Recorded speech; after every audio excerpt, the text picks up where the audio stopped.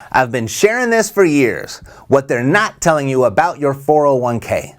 Too much disapproval, by the way, and some downright hate too. But people are starting to change their tone a bit.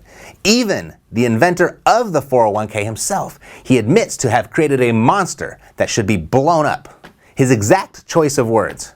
And I'll tell you why on today's episode of Financial Freedom Friday.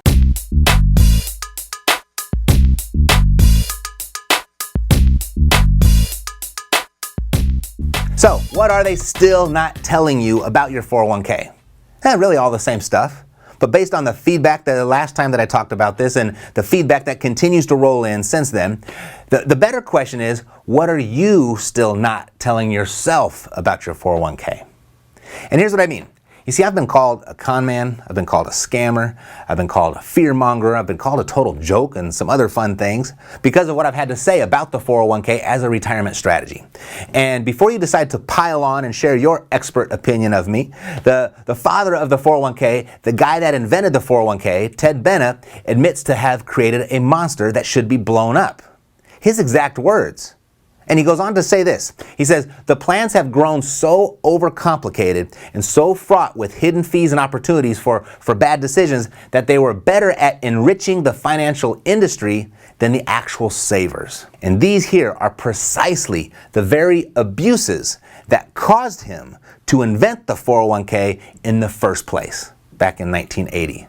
So those abuses of the financial industry, pre-401k, have found themselves all the way back around, come full circle, and now they're all deeply entrenched and embedded in the 401k. Now, here's what needs to be understood about my thoughts on this. It's not that Ted Benna agrees with me and the ideas that I've been sharing over the years. It's not like he came out and said this because he's been watching my YouTube channel. No. You see, it's me and my ideas that agree with him. You see, when I revisit what I said in the last video more than, 5 years ago, I guess, I still struggle to find out what was so controversial about it. First thing I said it was complicated, of which so many people just thought I was absolutely insane, arguing that, Matt, you idiot, it's super simple, of which it's supposed to be for you. It's supposed to be simple and easy for you to put your money into a 401k. That's what they want. And that's the part that the father of the 401k now has an issue with. It's simple and easy for you, but you see, it's what goes on behind the scenes that's complicated. And it's that complication that is doing the enriching of the financial industry more than the owners of the 401ks, meaning you, if you have a 401k, of course. So that's the first thing. Second thing I said was the 401k was based on the wrong retirement mindset for the new economy.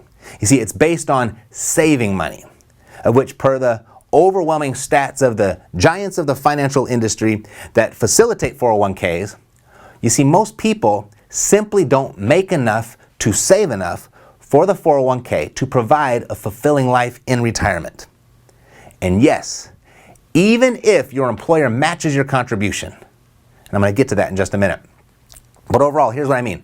The average balance for the 401k at retirement age is just $179,000. After 40 years of working, the average balance of the 401k at the retirement age is only $179,000, under $200,000. So love it or hate it, I don't care what your opinion is, it's not working.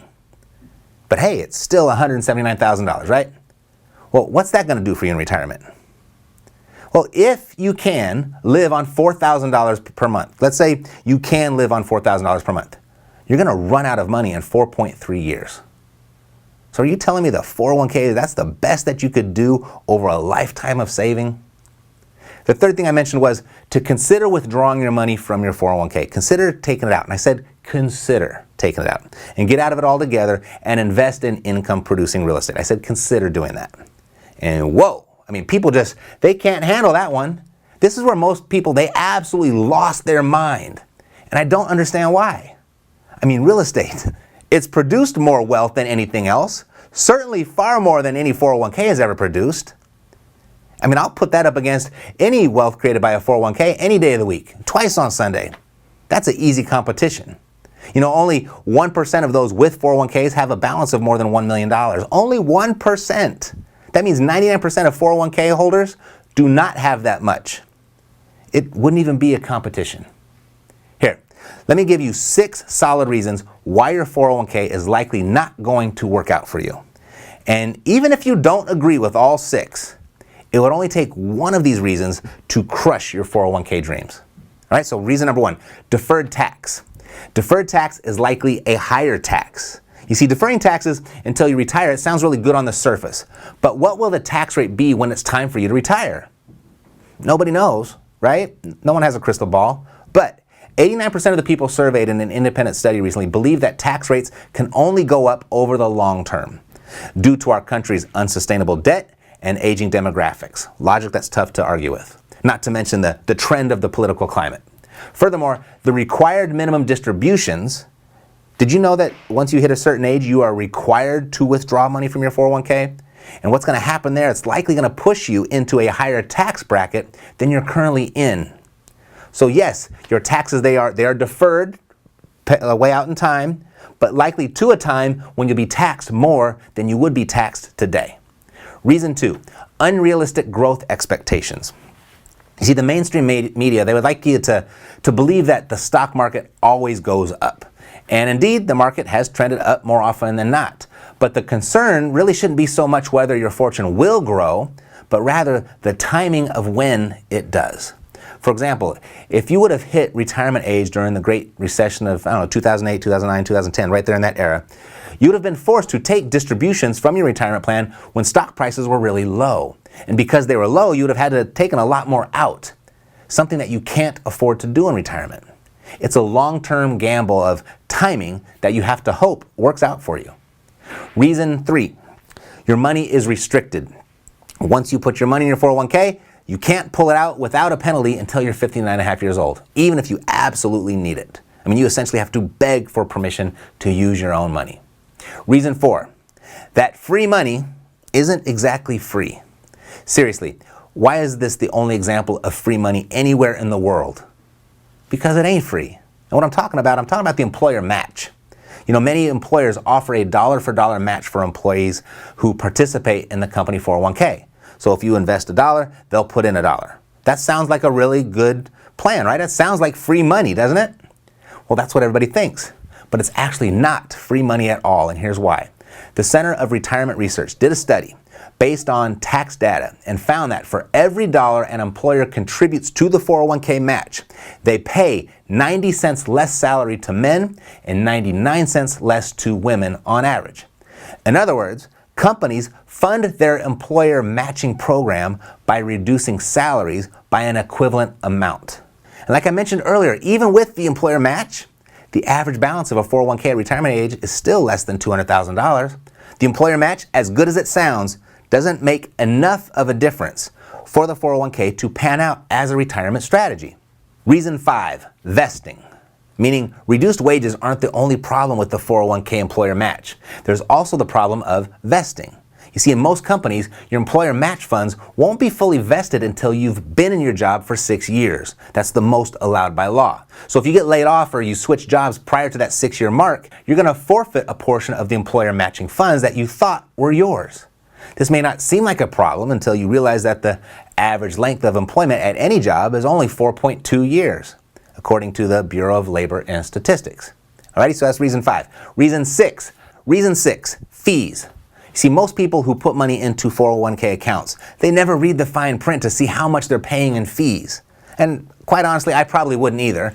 But with that said, most plans' fees, they fall between 1 and 2%. And that doesn't seem like much, right? But it adds up.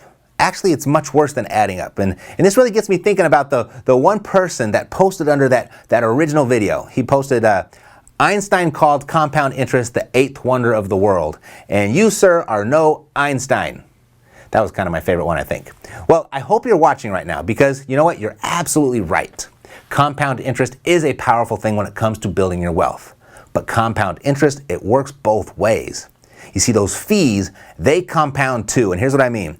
Over the course of 30 to 40 years, according to the Department of Labor, fees of only 1%, I'm just talking about 1% fee, that 1% fee per year can slash the value of your 401k by 28%. That 1% cuts into your savings by almost 1/3. That 1% cuts into your savings by almost 1/3. third. Don't get mad. It's just math. And you don't need to be Einstein to do that math. Alrighty? So don't get depressed. Don't be afraid. There's no fear-mongering here. There's a really simple solution. And it's this solution that's been the overall idea that I've stuck to for as long as I can remember. And it's everything I stand for here at Epic. This is it. Focus on creating streams of income versus building piles of cash. And then once your streams are flowing enough to support your desired lifestyle, then let your streams floweth over and build your piles of cash for you. In other words, keep your 401k if you want. You get no judgment from me. But what I'm requesting is, or asking you to consider, is just move the creation of your passive income to the top of your priorities for your retirement strategy. And then let your excess passive income build your 401k. I'm partial to real estate. It's what's worked for me and countless others. But watch this video right here. It'll give you 30 other options if real estate isn't your thing, all right? And it's going to give you everything you need to know about creating your own passive income. I'll see you next week on another episode of Financial Freedom Friday.